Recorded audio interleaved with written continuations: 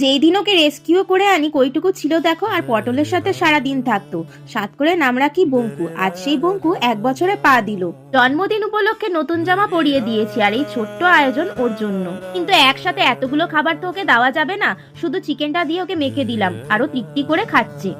এখন আমরা সবাই মিলে রেডি হয়ে নিয়েছি একটা স্পেশাল জায়গায় যাব বলে, সেটা হলো পেট প্লাজা, যেটা কসবা থানার কাছে রয়েছে। ওখানে গিয়েই দেখি পটলের মতন একটা পুচকি, আর ওকে দেখে মনে হলো পটল যেন ওর রূপে এসছে বঙ্কুর বার্থডে সেলিব্রেট করার জন্য। আর এই হচ্ছে বঙ্কুর কেক, চলো এখন কেক কাটা যাক।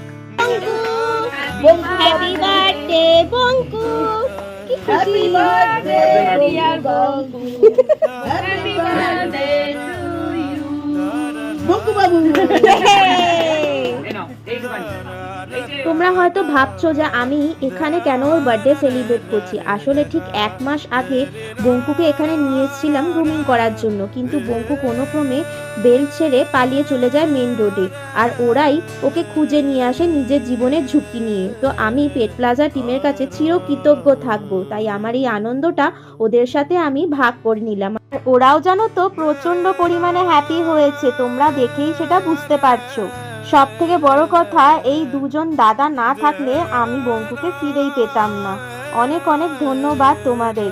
তো তোমরাও বঙ্কুকে অনেক অনেক আশীর্বাদ করো, ও যেন ভালো থাকে, সুস্থ থাকে। আজ তাহলে আসলাম, আর ব্লগটা ভালো লাগলে লাইক এন্ড সাবস্ক্রাইব করতে ভুলো না। বাই।